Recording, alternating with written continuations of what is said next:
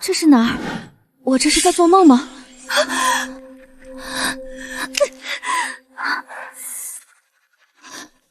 疼！真不是做梦，我竟然穿越了！看这个布置，还是个有钱人家。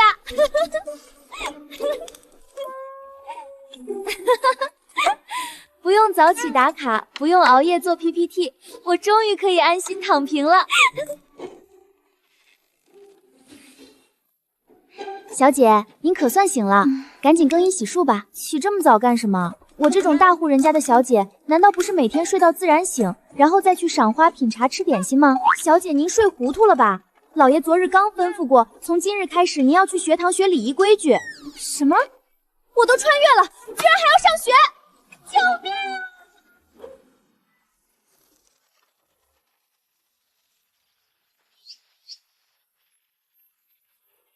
念念啊，爹就你一个女儿，咱家这些商铺田产也要有个人打理。爹您放心，我会好好打理我们家的钱的。念念，爹就不指望你了。这些钱我先给你管着，等你嫁人，赶紧生个大胖孩子，爹亲自去交。而且为了守住咱家的产业，爹给你定下了一个择婿标准，这未来的夫君必须得父母双亡，无亲无孤，年轻有为。爹，您这是找女婿呢，还是找天煞孤星啊？你懂什么？找个孤身一人的，将来孩子一生，他既能继承你夫家的产业，又能接手咱们沈家的家财，这就叫一石二鸟。好家伙，这哪是找女婿，分明是找个大冤种啊！爹已经给你物色好了，陆少，他25岁就成了当朝丞相。歇了吧，爹，人家年纪轻轻，权倾朝野，能同意你这么离谱的婚事？乖女儿，成了，成了！陆少不仅同意了，还催着咱们尽快完婚呢。啊？不是，他有病吧？奉天承运，皇帝诏曰：太傅之女沈念念温良敦厚，品貌出众，特指婚于当朝丞相陆少，择日冠婚，钦此。要命了，结个婚简直去了半条命，再不来我颈椎都要折了。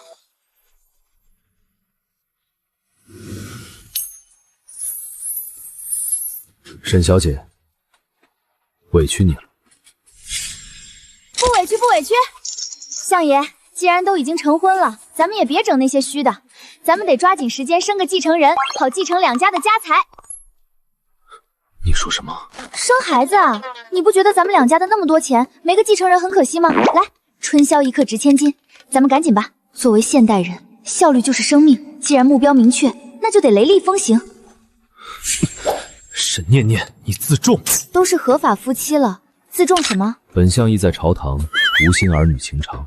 今夜你睡床，我睡榻，以后相府的钥匙全归你，银钱管够，但子嗣之职，再等等。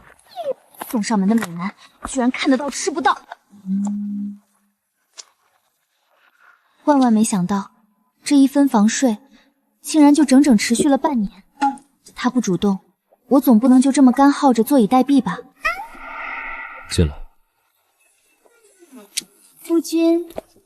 夫君日夜操劳，妾身特地炖了10全鹿茸汤，给夫君补补身子。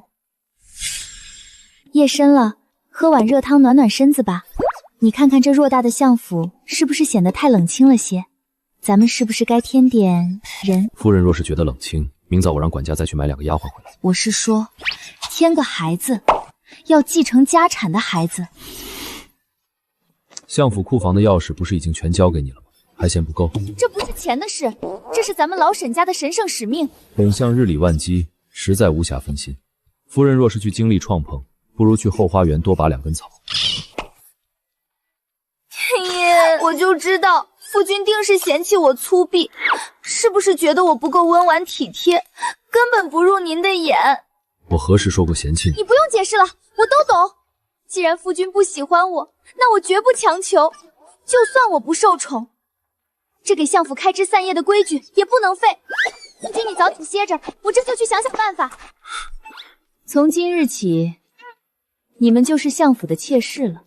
别的不多说，就一条，谁先给相府添丁，重重有赏。是，夫人。我一个人在这深宅大院里实在无聊透顶，一口气给陆少纳了3位妾室，刚好能凑一桌麻将。1缺3的滋味实在是太难受了，现在就等着抱便宜儿子了。纳了3个进来，愣是没一个肚子有动物，可就纳了闷儿了。在这相府里，我想要个孩子继承沈家家产，就这么难。6条。李姨娘啊，你进府都这么久了，是不是身体有什么问题啊？怎么一直怀不上呢？等会儿，我要杠！夫人，您可不能冤枉我啊！您看看我这身段，我怎么可能生不了呢？夫人，您怎么不问问她呀？王姨娘确实比刚进府的时候胖了整整1圈，整个人圆滚滚的。但重点是她那肚子依旧平平坦坦，连一丝怀孕的迹象都没有。这可不关我的事儿，我不背这个锅。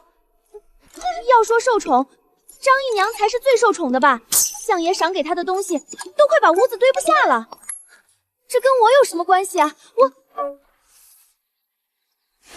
夫人，相爷是不是不行啊？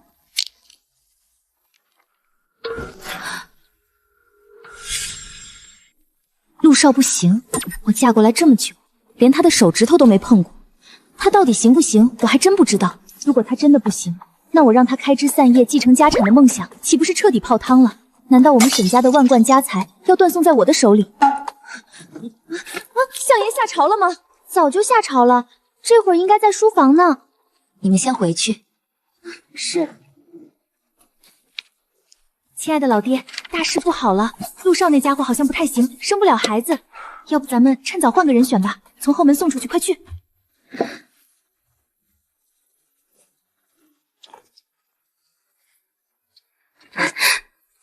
小姐，您到底进不进去啊？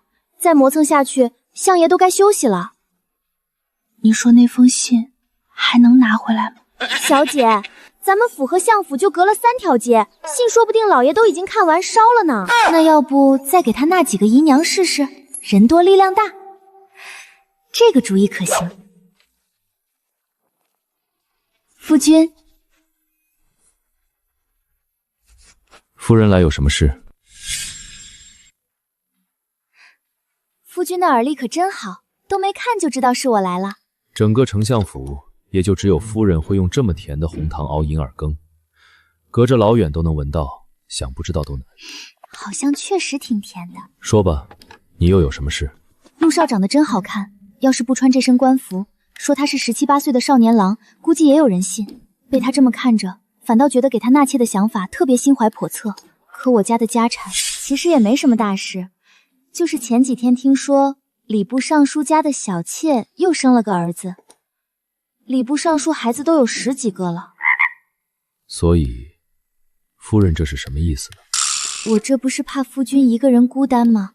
府里冷清，多个人也能热闹点。我知道了。这么容易就答应了？夫君，这羹喝了暖暖身子再走吧。夫人还是自己喝吧。切，不识货！我辛辛苦苦熬的羹怎么就不能喝了？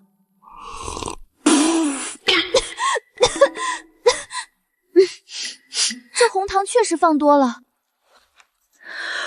小姐，不好了，姑爷他带回来，到底带回来什么了？你倒是快说啊！带回来好几个！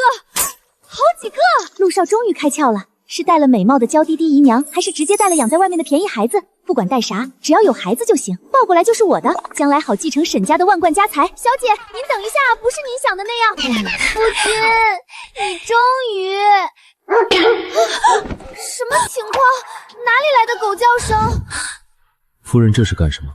行此大礼。我沈念念天不怕地不怕，就怕这种凶神恶煞的大狗。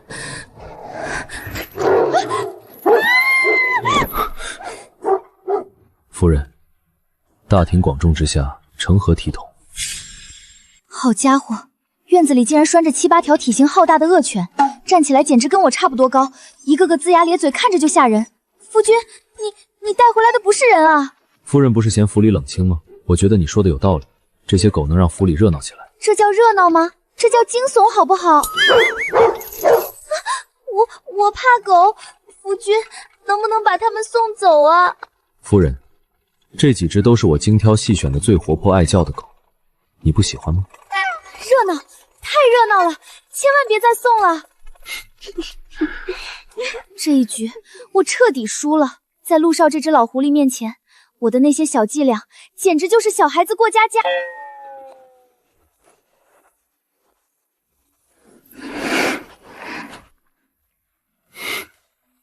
夫人今夜这么热情，是想让我留下？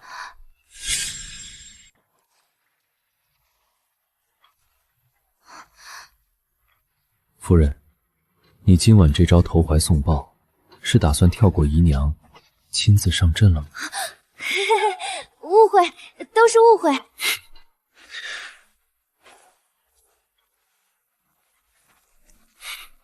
原来权倾朝写的丞相大人是个纯情少男。沈念念，你家的狗叫了一夜，吵得我根本没睡好。你看看我这黑眼圈。哟，刘夫人这话可就不对了。我家的狗都养在后山呢，你知道丞相府多大吗？你能听到狗叫？我看你是自己亏心事做多了，睡不着觉，故意赖我家的狗吧？你竟敢血口喷人！夫人，别吵了，别吵了，快跟我回去。这就走了，还没发挥出3成实力呢。啊！陆少，你这臭木头，放我下来！我还没骂够呢。你知不知道他刚刚才骂的有多难听？我这可是为了丞相府的尊严在战斗。一天不跟人吵架，你是不是就浑身难受？什么叫吵架？那叫以理服人。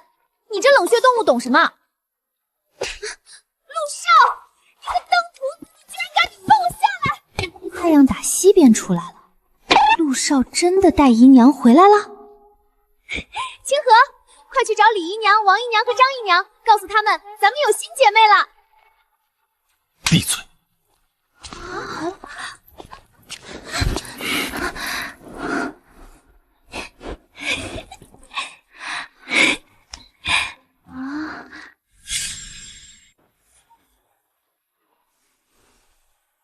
我的老天爷，相爷居然在挽发髻！手艺生疏了，凑合好吧。她竟然怀孕了，肚子都已经显怀了，起码有4、5个月的样子。而且我越看越觉得这眉眼熟悉，好像在宫里见过。她是宫里来的。姐姐饶命！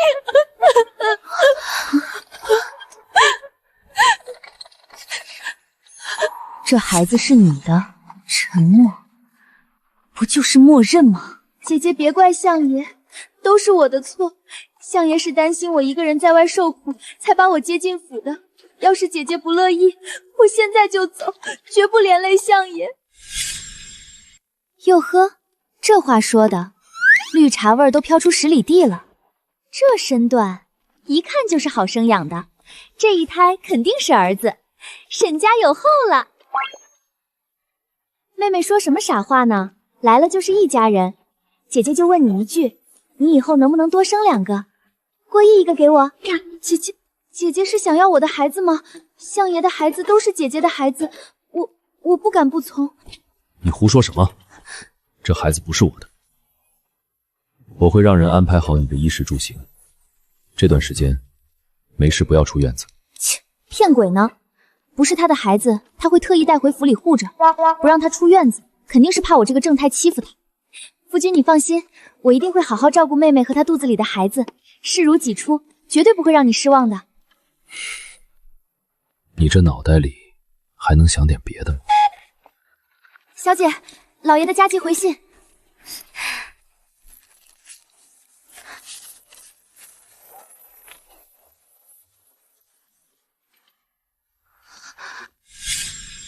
我仿佛都能听见我爹在书房里拍桌子瞪眼的咆哮声。行吧，老爹这关是指望不上了，还得靠我自己奋斗。小姐，李姨娘打听到了，新来的小娘子叫婉晴，名字和东宫某位娘娘的侍女一模一样。要是她真是东宫出来的人，那这事儿可就不简单了。这些阴谋诡计关我什么事？天塌下来有丞相个子高顶着。自从婉晴来了之后，我就像找到了新的人生目标，每天满脑子都是怎么伺候好她和她肚子里的沈家继承人，连陆少我都懒得搭理了。燕窝人参，赶紧熬上！最好的裁缝请来。小厨房12个时辰不许熄火，必须时刻保持温热。沈家家产继承计划正蹭蹭的往上涨。这人站在这儿，浑身散发着生人勿近的低气压，活像是谁欠了他800万两银子没还似的。夫君今天不用处理公务吗？怎么有空来看婉晴妹妹？放心吧，我把她照顾的那叫一个妥妥帖帖，准保给你生个大胖小子。跟我走。哎，去哪儿啊？好些日子没看你默书了，今天去书房默一遍。哈，默书？除了小时候被夫子拿戒指伺候过，我这辈子最讨厌的就是写字。谁家正经夫君成婚后还要逼着娘配默书的？陆少这厮该不会是把脑子给忙坏了吧？夫人写字像螃蟹横行，为了不给相府丢脸，从今天起，每日晨昏各一篇，我亲自监督。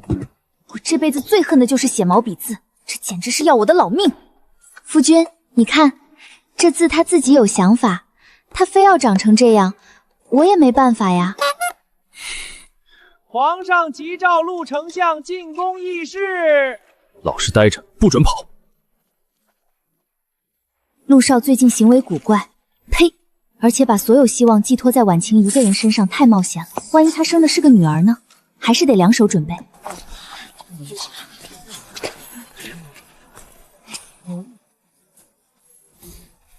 我要找大夫问问，有没有能让我夫君重振雄风的猛药。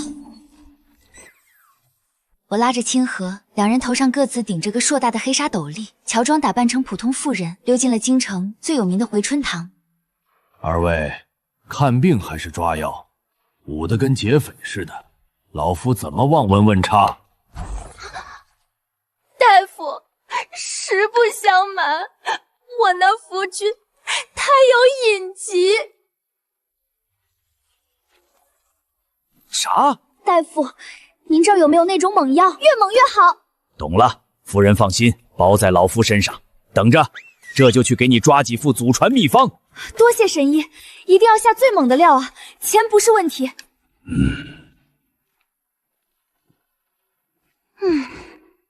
我坐在外堂百无聊赖，东张西望，发现后堂连着个小侧门，里面隐约是个小花园。走，去瞅瞅。小姐，乱闯不好吧？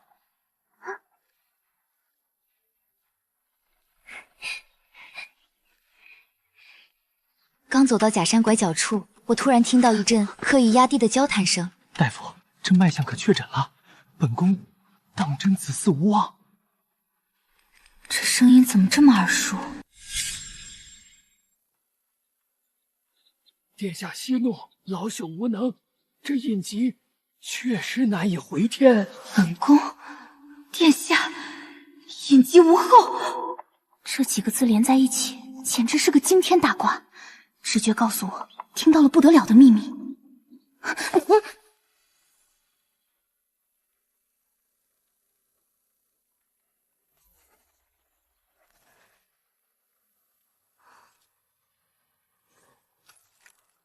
糟糕，被发现了！谁在那里？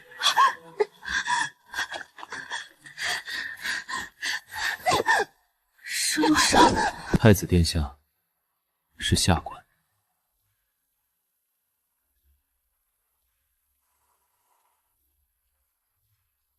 丞相大人，你怎么会在这医馆后堂？微臣最近夜不能寐，还有些难以启齿的隐疾，特意来这里寻些良方，没想到惊扰了殿下，还请殿下恕罪。丞相大人也要保重身体。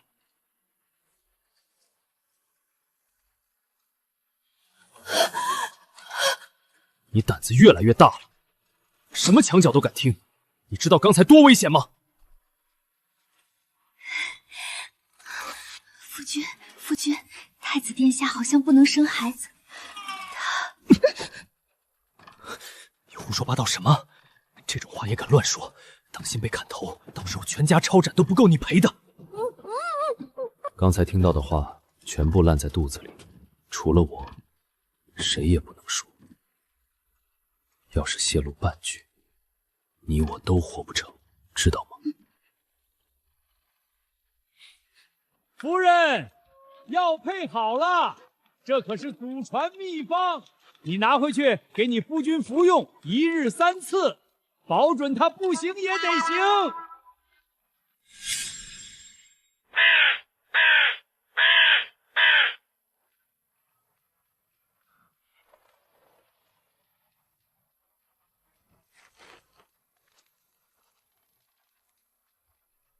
我不行。夫人真是贴心啊，不过现在时机还不成熟，等时机到了，我会让你亲自试试。完蛋，这下是真的生气了。接下来的几天，丞相府里的气氛异常安静，安静的令人发毛。陆少仿佛变了个人，不仅对我视而不见，连我爹来府里，他都刻意避开不见。更诡异的是，婉晴那个院子外的护卫突然增加了1倍，守卫的像铁桶一般，连我都不得靠近半步。平心而论，这种把我当空气的冷暴力，成婚以来还是头一遭。转眼就到了中秋节，宫里下了帖子，命文武百官带着家眷进宫赴宴。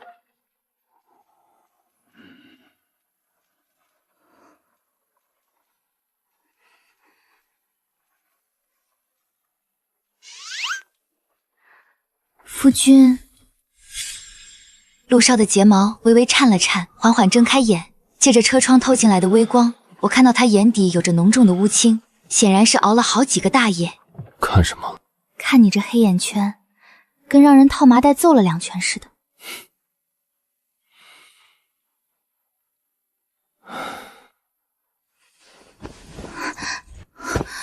最近京城局势紧张。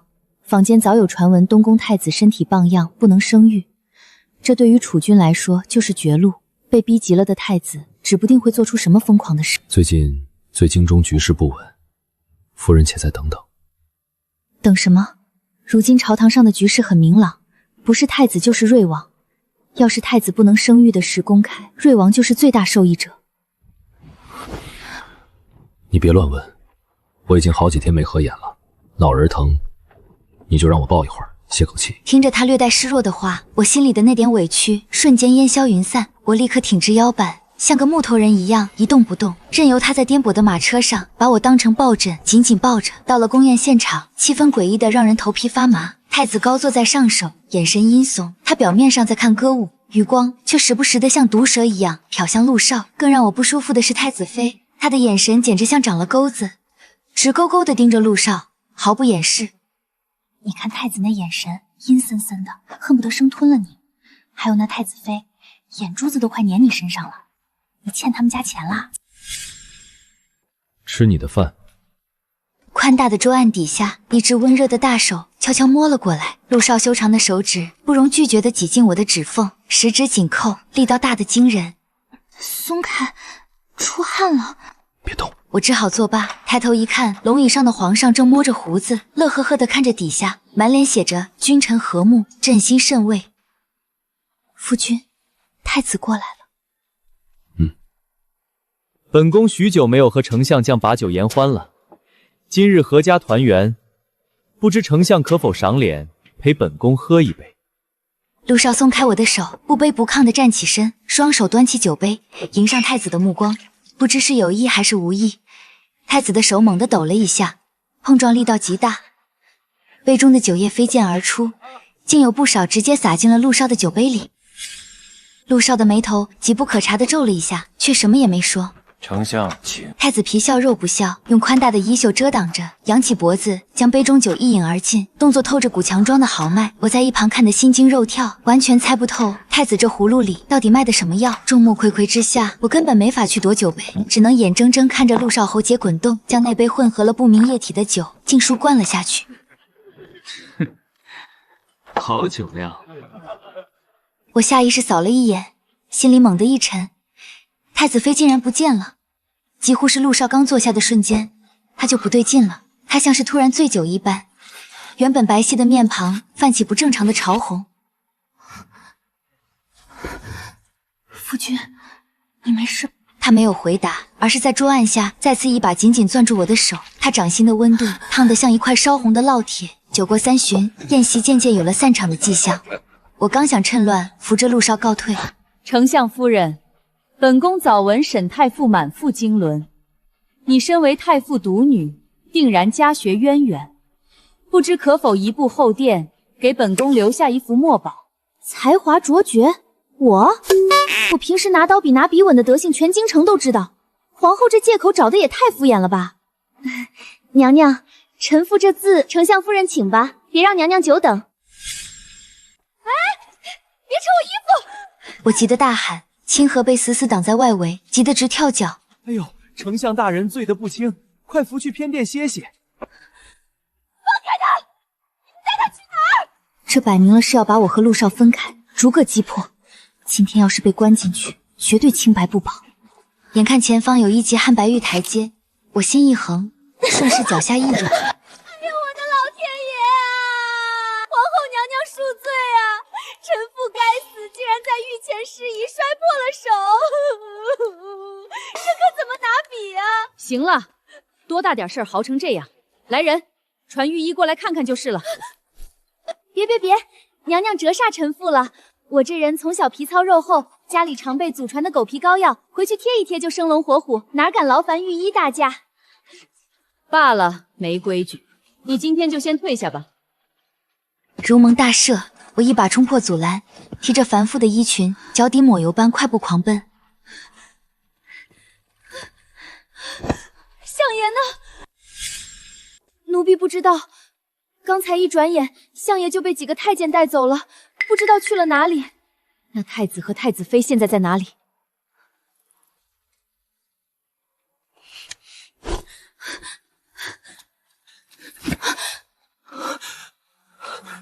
夫人，您可算出来了。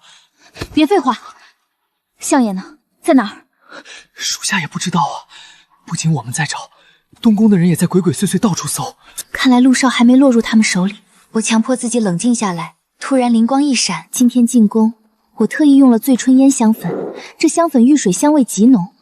来时陆少在马车上抱了我那么久，身上肯定沾了。我像只猎犬一样，顺着风向一路狂嗅，从宴席大殿直奔御花园深处的荷花池。在这里，那股冷香越来越浓。就在这时，我听到荷花池边传来一阵压抑的咕噜水声，我赶紧蹲下，在草丛里一摸，竟然摸到了一只滚烫的大手。我用尽全身力气，一把将那人从荷花池里死死拽了出来。借着清冷的月光一看，果然是陆少。他浑身湿透，明明冻得瑟瑟发抖，牙齿不停地打颤，可皮肤却红得像煮熟的虾子，摸上去滚烫滚烫的，吓人的很。这哪里是喝醉了，分明是中了极其霸道的毒。快走，赶紧出宫！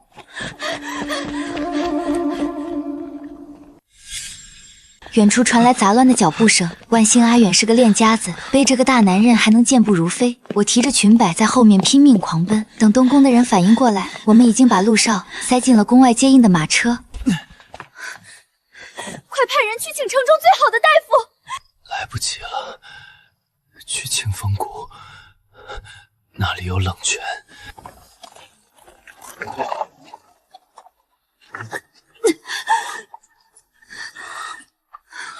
不行，你到底中了什么毒？你出去，坐到外面去。你身上这么烫。念念，是合欢散，太子下的特制合欢散。太子居然这么下作，给当朝丞相下春药。马车颠簸，在黑夜中疯狂疾驰。陆少背对着我，蜷缩在角落，根本不敢看我一眼，身体因为极度忍耐剧烈颤抖着。陆少，你再坚持一下，马上就到清风谷了。没过多久，马车就稳稳停在清风谷入口。这里远离京城，四周树林茂密，冷泉就藏在一片竹林深处，泉水清澈见底，冒着丝丝刺骨的寒气。阿远将陆少放下后，退到外围守着。我连忙上前，想帮他解开湿透的衣衫。念念，你快躲开，别碰我，我怕。都烧成烙铁了，还在这逞什么英雄？我不走，我陪着你。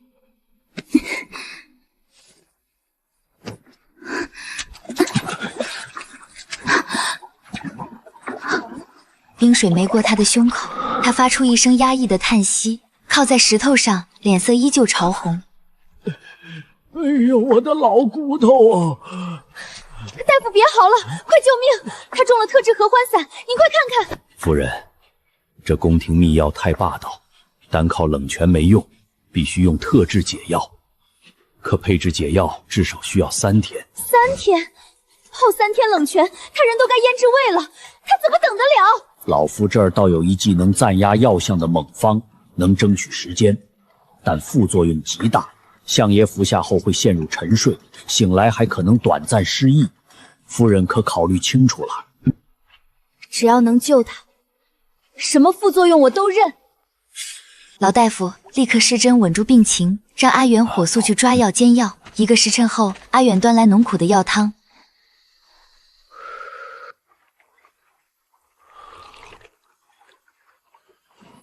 药性暂压住了，相爷会昏睡2日，2日后老夫准时送解药来。竹林里只剩下水流声，我爹坐在水池边的石头上，看着陆少熟睡中依然紧皱的眉头，心里突然像打翻了5味瓶。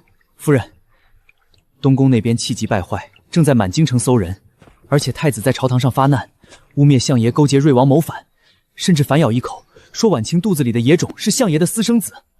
太子这是狗急跳墙了。这2天，我寸步不离地守在冷泉边，用泉水帮陆少控制体温。阿远在谷外警戒，每天都会带来京城的最新消息。第3天清晨，老大夫终于带着解药如期而至。这里是哪里？是清风谷，我们带你来解毒的。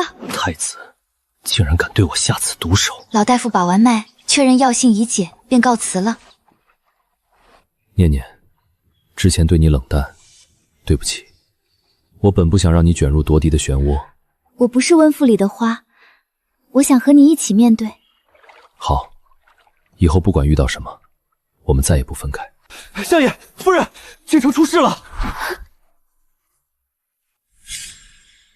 皇上已经派人去丞相府调查谋反的事了，瑞王也开始暗中动作。我们不能再躲了。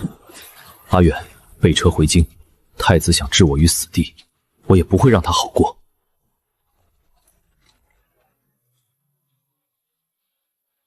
丞相大人，我们奉皇上之命前来调查太子殿下指控您勾结瑞王，意图谋反之事。无稽之谈，我与瑞王井水不犯河水。至于婉晴肚子里的孩子，根本就不是我的。相爷可有证据？各位大人看清楚了，这是太子与外敌暗中勾结的密信，还有外敌送的玉佩信物。真正意图谋反是太子。太子因隐疾不能生育，婉晴却是东宫的侍女，孩子不知道是谁的，他便想让我背这口黑锅。几位官员看完证据，吓得脸色煞白，立刻连滚带爬地捧着锦盒进宫面圣。相爷，婉晴姑娘突然肚子疼，要生了，她还咬诉说孩子是相爷您的。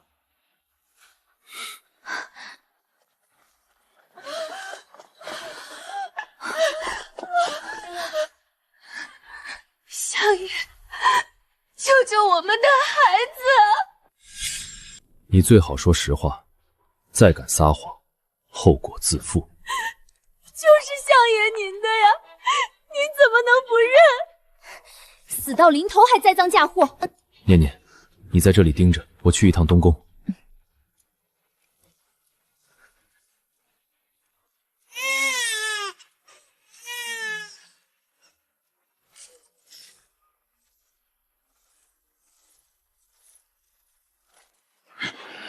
婉晴看到被禁卫死死压着的太子和太子妃，那嚣张的气焰瞬间被浇灭了。她脸色惨白如纸，整个人像一滩烂泥一样瘫倒在床上，眼神呆滞，连装堂都忘了。婉晴，太子谋反已然倒台，你最大的靠山没了，现在你还有什么话说？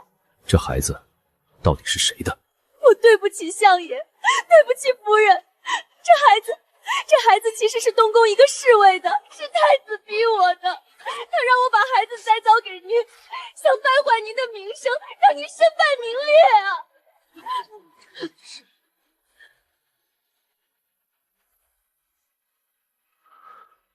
稚子无辜，把孩子抱下去，找个靠谱的乳母照顾，以后就叫陆安，养在丞相府保他平安。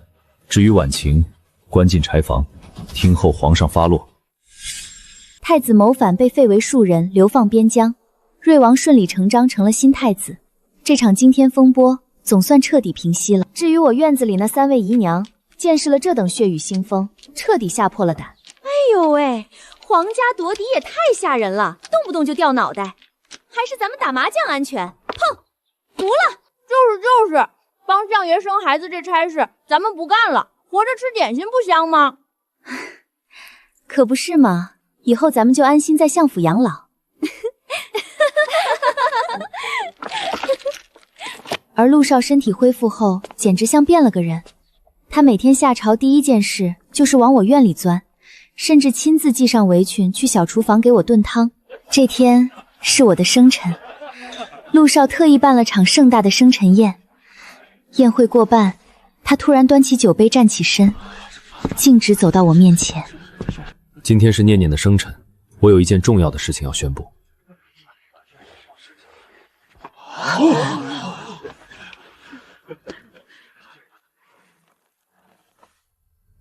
念念，自从嫁给我，你受了很多委屈，也帮了我很多。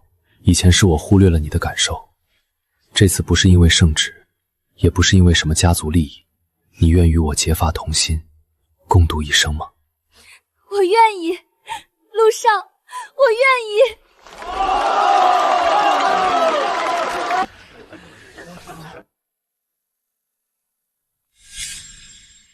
此后我们蜜里调油，小陆安半岁了，粉雕玉雕，3位姨娘彻底化身超级保姆。快尝尝刚熬的甜香山药泥，来，坐我腿上。安安看，金光闪闪，漂不漂亮？看着这其乐融融的画面，我笑得直不起腰。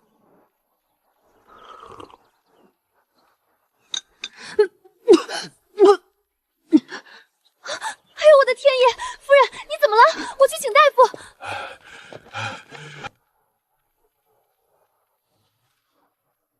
恭喜夫人，您这脉象如猪走玉盘，是喜脉啊！已经怀孕1个多月了。真的吗？我有孩子了。刚好下朝回来的陆少连朝服都没来得及换，顶着一头微微凌乱的发丝冲了进来。念念，我都知道了，太好了，我们终于有自己的孩子了。太好了，相府终于有嫡子了。我就说夫人这身段肯定能生。从今天起，夫人的安胎餐我包了，保证每天10全大补，绝不重样。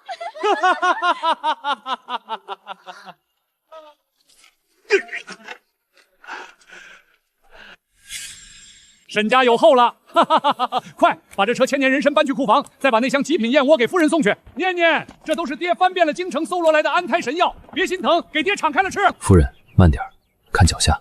陆少简直把我捧在手心里怕摔了，含在嘴里怕化了。陆少现在每天下朝第一件事儿就是像扶老佛爷一样搀着我遛弯，3位姨娘更是化身24小时贴身保镖。王姨娘每天端着奇形怪状的营养餐逼我喝下，李姨娘寸步不离地守着我，张姨娘已经开始给孩子缝制小老虎肚兜，一天能做80个。真的吗？我要有弟弟妹妹了，太好了！以后我把我的玩具全都给他玩。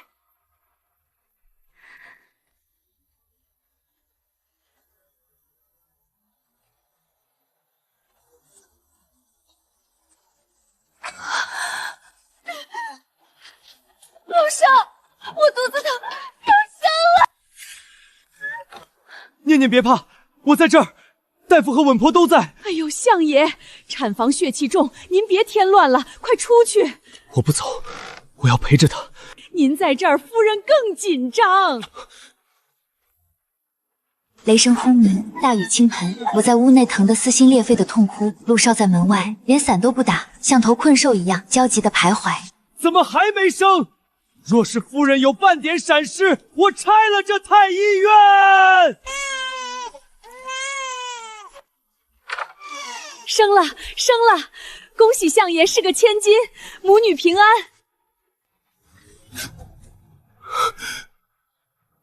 念念，你辛苦了，咱们以后再也不生了。孩子呢？抱来我看看。小小的婴儿闭着眼，睫毛长长的，像个精致的瓷娃娃。我们就叫她陆婉熙吧。从那以后，权倾朝野的相爷彻底沦为了没底线的女儿奴。来碗，抓个喜欢的。李姨娘偷偷塞了一副袖珍麻酱，王姨娘竟往那堆宝物里搁了个大肉包子。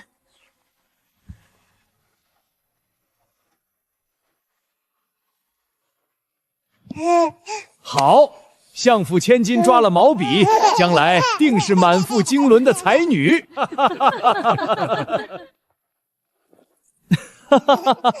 不愧是我陆少的女儿。妹妹别怕，以后谁敢欺负你，哥哥替你揍他。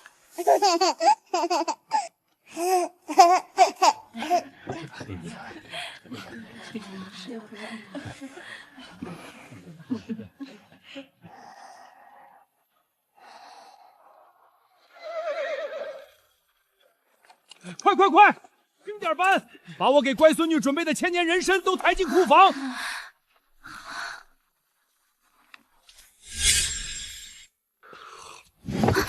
念念，你别总让孩子玩那些拨浪鼓了，玩物丧志。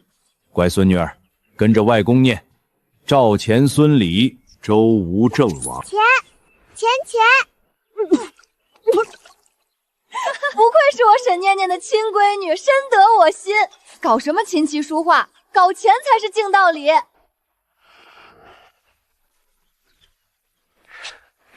乖，爹爹带你去库房挑玩具玩。小少，你这是溺爱。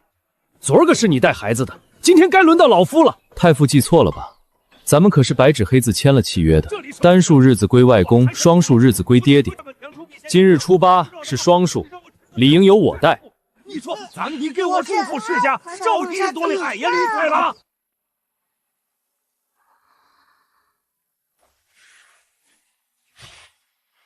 陆少竟然不在床上。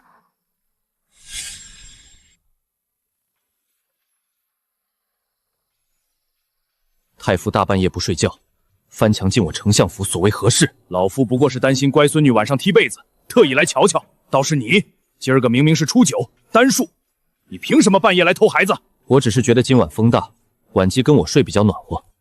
放屁！你就是想毒霸我孙女！放来了！你个早装在那边，你跟神经出家的！唉，爹爹、外公，西西困，西西要回去睡觉啦。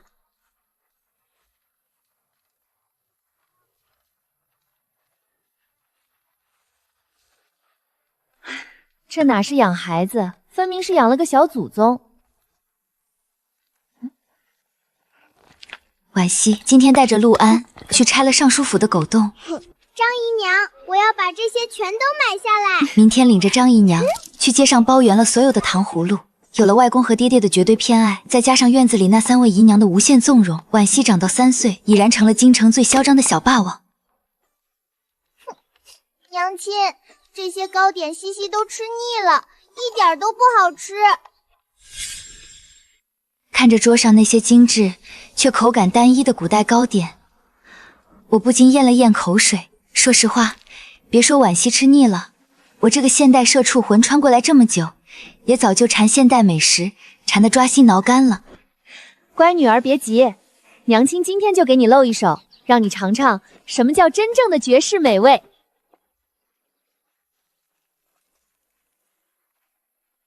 清河，取木薯粉来。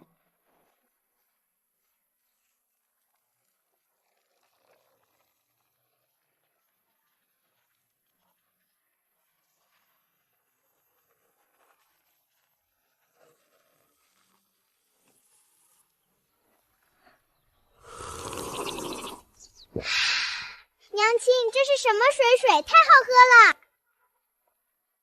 夫人您真是食神下凡，这玩意儿配上点辣子，简直绝了！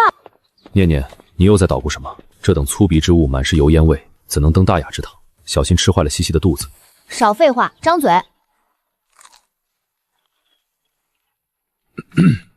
虽然有失体统，但味道尚可。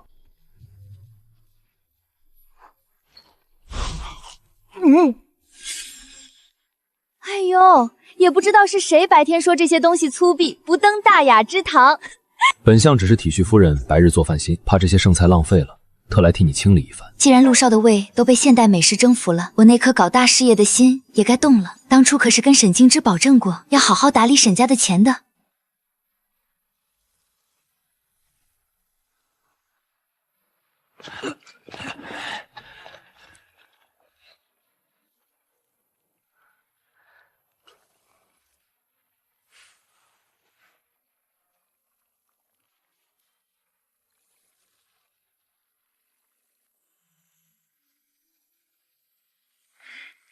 夫人，您这锅里煮的到底什么？好香啊！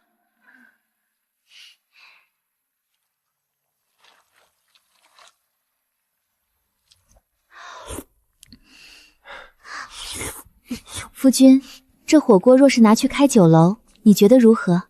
夫人若是想做，有何不可？清河，把这些帖子送去给各位大人，就说本夫人今晚要举办一场丞相府火锅宴。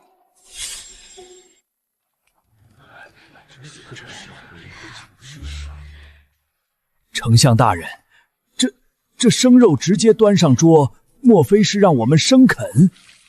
诸位大人误会了，此物名为火锅，需自己动手丰衣足食，别有一番风味。诸位不妨一试。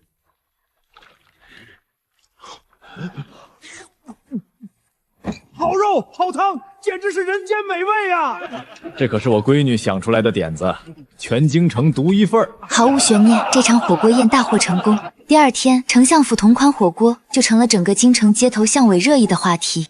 趁热打铁，我火速在京城最繁华的地段盘下了一座3层大酒楼，挂上了天下第一锅的烫金招牌。开业第一天，门槛都差点被前来尝鲜的食客们踏破了。我沈念念终于在古代实现财富自由了。不好了，大堂里来了个胡搅蛮缠的客人，说咱们的火锅吃坏了肚子，正闹着要砸店呢。什么人敢在姑奶奶的地盘上撒野？清河，抄家伙，跟我走！大家千万别吃了，这火锅里放了不干净的东西，我大哥吃完就上吐下泻，快出人命了。就是你们家的毛肚，肯定是放坏了。哦，吃坏了肚子，不知你是吃了哪盘菜，喝了哪口汤？放屁！去回春堂把老大夫请来，顺便报官。报官就报官，大夫来了也是我占理。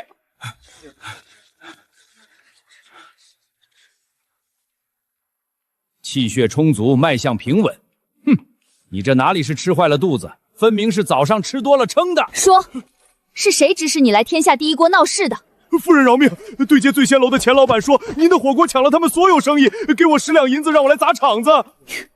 为了10两银子，连命都不要了，拉去见官。哎呦喂，是谁这么大火气啊？让咱家也来尝尝这天下第一锅。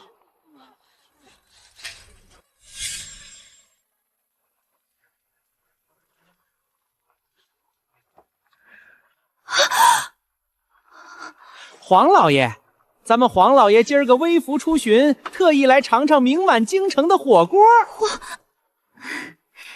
二位里面请，2楼雅歌已经备好了。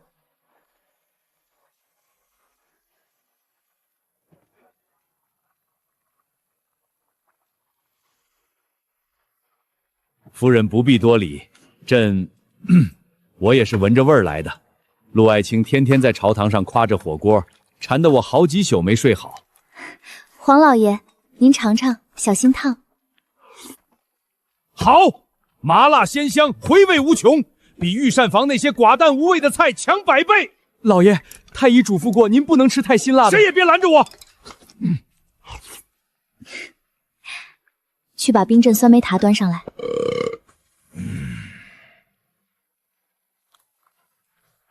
沈夫人，打个商量，你把这火锅秘方卖给我如何？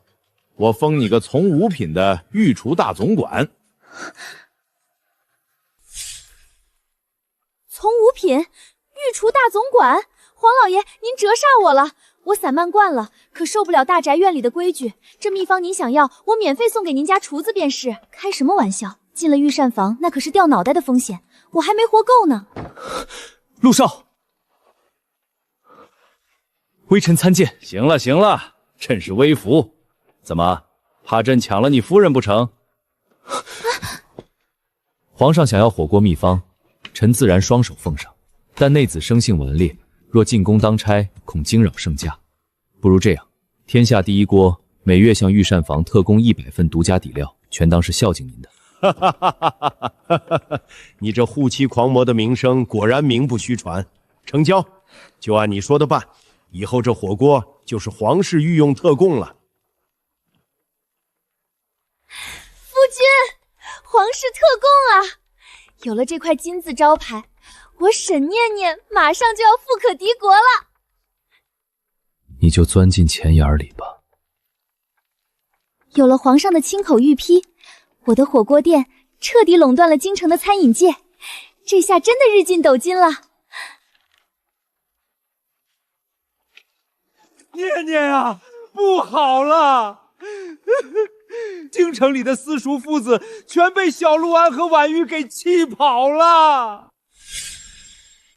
那几个老夫子教《论语》，婉若就在旁边敲碗唱曲儿；教算学，陆安就带着妹妹去池塘里抓泥鳅。今天更是把张夫子的胡子给烧了。现在全京城的先生给多少金子都不肯来教咱家孩子了。这两个小魔王确实到了该上学的年纪了，但古代那种死记硬背的填鸭式教育，别说他们，我看着都困。爹，您别哭了，既然外面的先生教不了，那我就自己办个学堂。咱们家不仅有钱，还有人。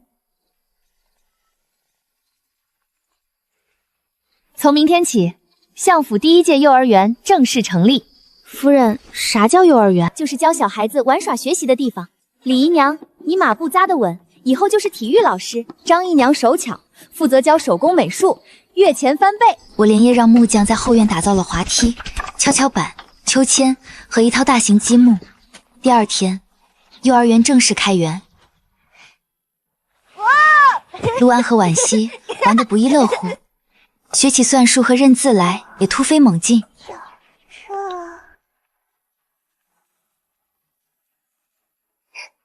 这新奇的教育方式可比死记硬背强多了。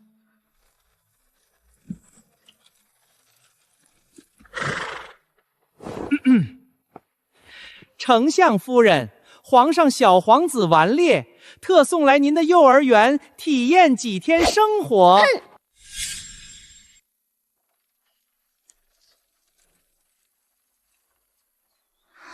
皇上这是把我的幼儿园当皇家托儿所了吗？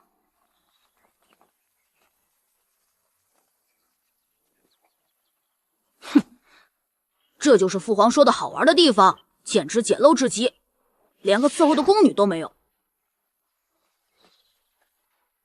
你谁呀？大胆！本皇子可是……管你什么皇子白子，到了我的地盘就得听我的。走，排队滑滑梯去！你放肆！不许凶我妹妹！想玩滑梯就乖乖排队，不想玩就站墙角去。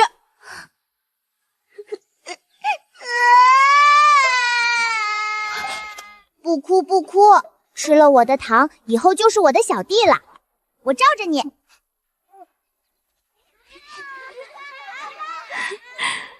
绝了！我这闺女天生就是当黑帮老大的料啊！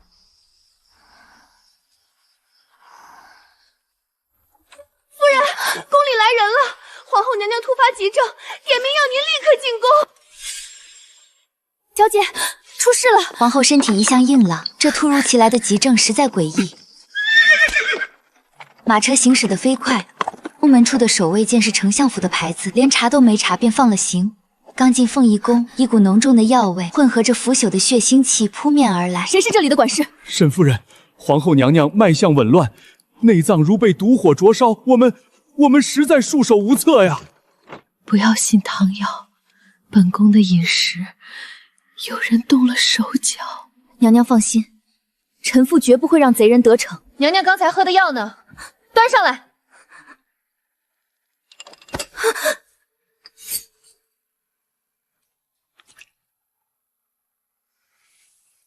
竟敢谋害皇后，好大的胆子！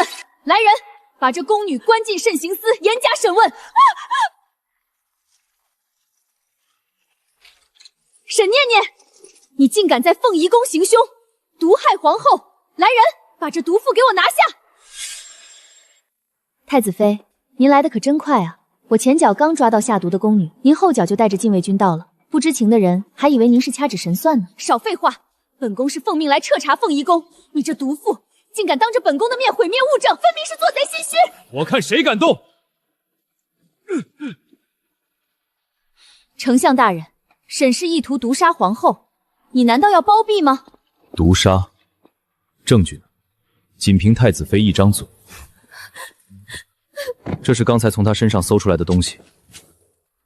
这毒药出自东宫御膳房，太子妃，你还要解释吗？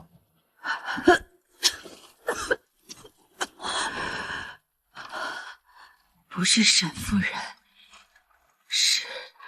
是太子妃。圣上驾到！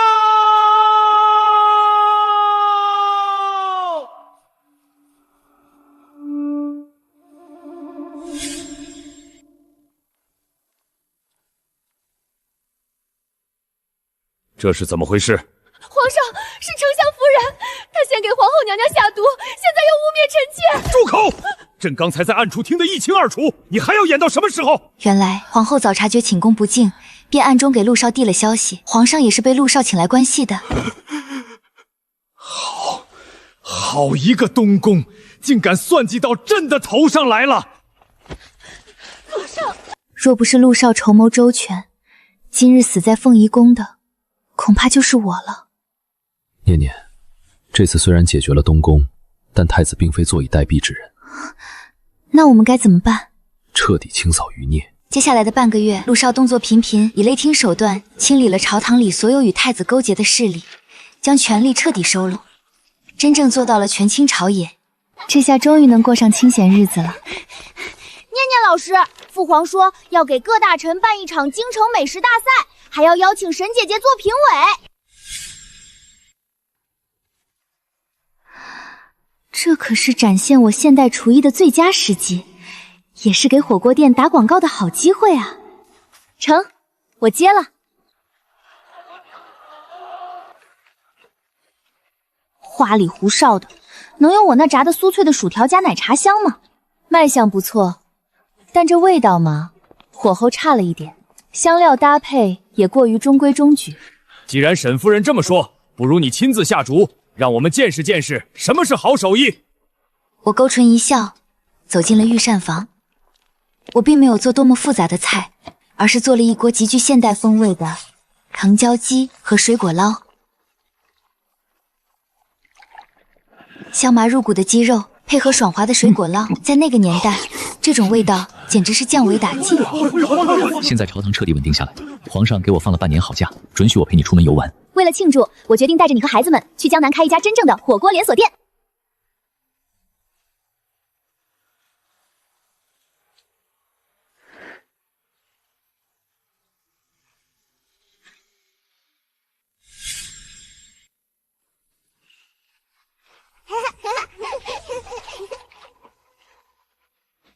念念，你看，那棵树树后的酒楼位置如何？绝了，简直就是火锅店的最佳选址。那便买下吧。3个月后，江南第一家天下第一锅盛大开业。我发挥现代经营理念，搞了充值会员卡、开业打折券，甚至还有舞龙舞狮助阵，生意火爆的一塌糊涂。这火锅独特的很，咱们也来感受感受这独特的市井烟火气。夫君，咱们不仅要卖火锅，还要搞个火锅音乐节，配上江南的丝竹乐。你呀，脑子里永远有想不完的点子。在这江南的3个月，我们过得如同神仙眷侣，俩孩子也学了不少琴棋书画，虽然偶尔还是会为了抢个小笼包打架，日子过得舒心，我却总是偶尔觉得头晕目眩。原本以为只是累了，但今天连最喜欢的麻辣锅底都闻不得了。夫人，您是不是又有了？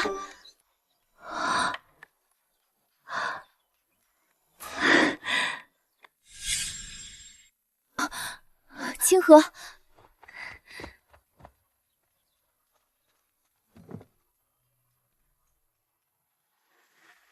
恭喜夫人，确实是喜脉，已经2个月了。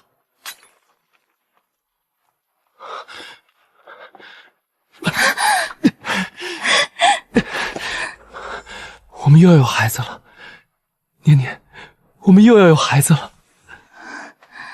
婉熙和陆安正在给小弟弟喂着米糊，3位姨娘围在旁边，一会儿逗弄孩子，一会儿讨论怎么给孩子买小衣服。婉熙已经是个小才女了，坐在秋千上，正背着陆少教她的诗，而小弟弟在摇篮里牙牙学语。谁能想到，当初那个一心只想找个没牵绊大冤种生孩子继承家产的沈念念，最后居然成了这京城最幸福的女人。